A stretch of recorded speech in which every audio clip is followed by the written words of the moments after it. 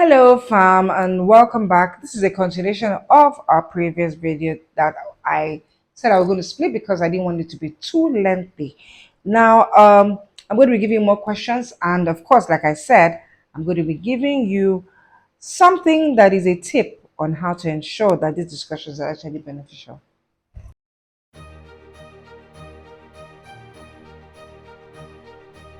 So, one of the questions that you should actually ask is one, how should we treat our in laws? Who's going to be dealing with the in-laws? Is it going to be me with my husband's family? Is it him and my people's family? Or, you know, just discuss through it. Don't just assume because sometimes you get married and you do not have a clue.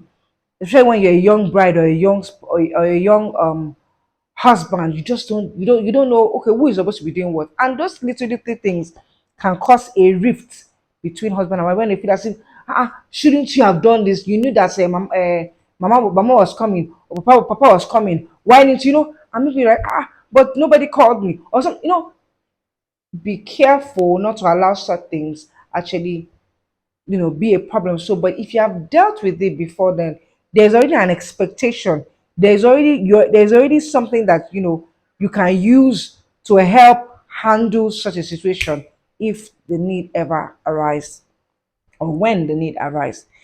Another question is, as a woman, am I expected to quit to take care of the children at home? It might seem very trivial, but guess what? There are some people that for them that's a deal breaker. Because I am a career woman, I don't expect to quit my job, or uh, I feel as if I should actually quit my job. Whatever it is. So if it is that this is something that's probably going to be an issue, you should actually discuss it, and that's so that you understand whether the person getting married to, would actually love to be married to someone who retains being a career woman, or someone who is not really and having doing, let's say, running a business that they can work from home, or whatever it is, so that there is no resentment at the end of the day. Another one is, how do we are we going to live? Where are we going to live? Are we going to live in the island, the mainland, abroad when we get married? How are we going to also run the home? How are we actually going to live as a couple? Are we going to have people live with us? Are we going to have relatives come to stay with us? Or no, it's not going to be permitted. Okay, if at all a relative can come, which of them is actually, don't just sleep on it and just marry, and then one day you just show up and then everybody in the woman's house is in the house and the man doesn't like it, or everybody from the man's house is in the house and the woman does not like it. Don't assume that, oh, how come my wife husband just married and then I'm not. Discuss about it.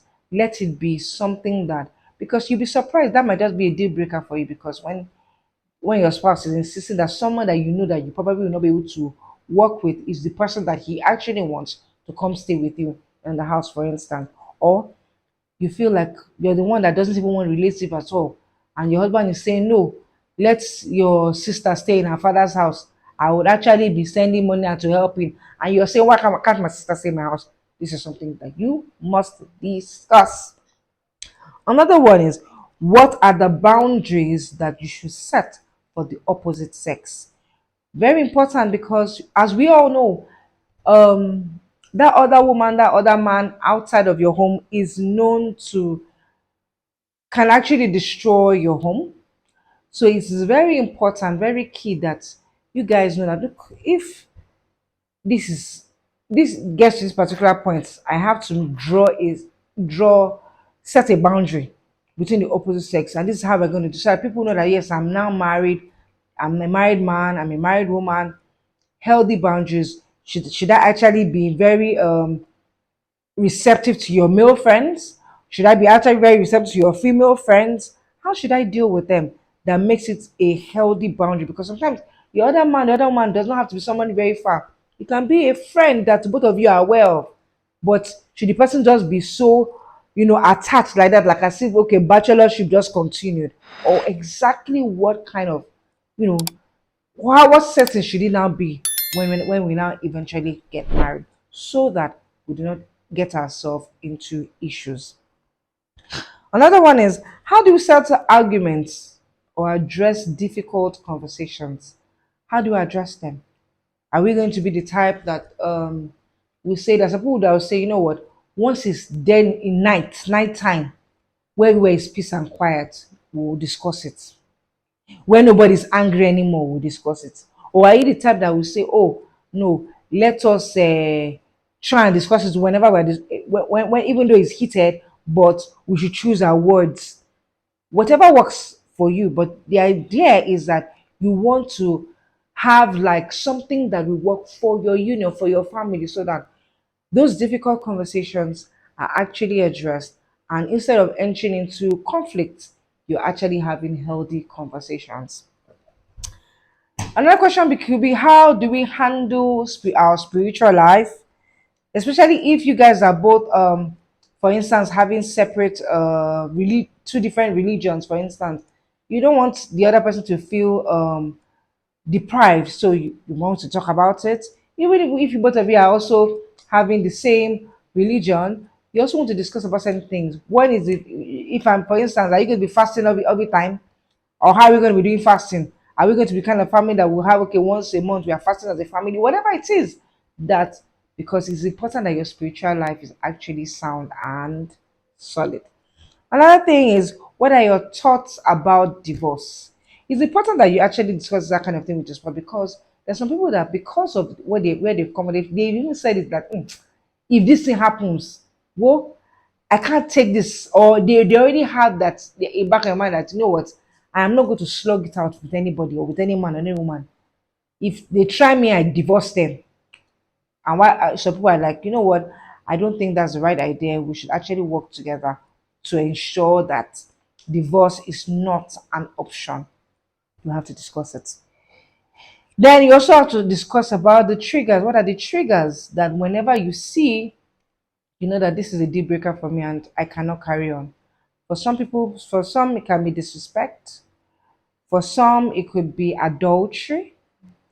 For some, it could be um not just be pulling your weight financially, whatever it is.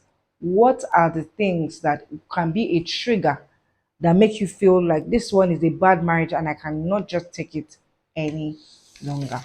Okay, we discussed now this. Now, where I was now heading to, although that was a bit lengthy, is the fact that there are a lot of people that feel, oh, I have discussed all of these things with my spouse, but he's still not just, these things don't work. You discuss everything, but when you enter your marriage, what you see, you see. But guess what? Did you really discuss through these topics, or were you just hearing what your each ears wanted to hear, and you just ticking the box that, after all I discussed this and discussed this? Is that what it was? It? Or you were truly like an investigator? Because the truth of the matter is that there are two ways to achieve this thing. One, you can ask directly. And if you're asking directly when you're in time of courtship, you must be calm and patient enough to remove the superficial and prod prod to get the real answer. Don't just say the man asked you, do you like a career woman? The man has said, yes, he does, and then that was it. No, ask her, why do you like career women? Oh, this the man will not tell you the real reason why he likes a career woman. Maybe because look, I don't expect that I should shoulder all the responsibility. To be nice for my wife to be able to support me, because man, the economy is so you know that answer that the person gave is really the truth, and not just something that you probably wanted to hear. Another way to also ensure that your questions are actually answered correctly is to ask indirectly. When I mean indirectly, you could create a story, or you could imply things, be a little tricky. For instance, I tell you, for me, when I was courting my husband, I remember when he mentioned that, I've forgotten why I even did that, but I just told him that, my dad is a taxi driver. Oh. And then I said it like, and I forgot what else I added.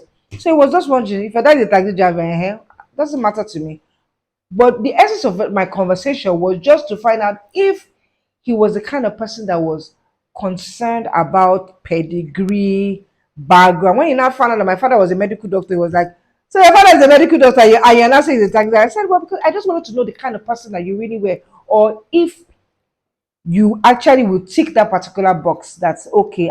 This is a man who is not interested in anything superficial, and he actually wants certain kind of thing. So you can actually do that. Now, like I said, if you want these questions to be actually answered, these two methods are the things that you should look into: asking directly but prodding gently and prodding wisely, and also asking indirectly through being a bit tricky, but trying to get to the real matter of it. Because guess what? If you are not actually doing that job, your spouse will be doing that job on you to find out if this person is for sure real, if this person is really the person for me. So you should also be checking to find out if that person is actually the person for me before you walk down there. Because guess what? Marriage is a forever thing, and it's supposed to be a forever thing, and it's not supposed to be something that you just enter and work out as well. I hope this actually does help you. Till I come your way next time, to have a blessed day. Bye.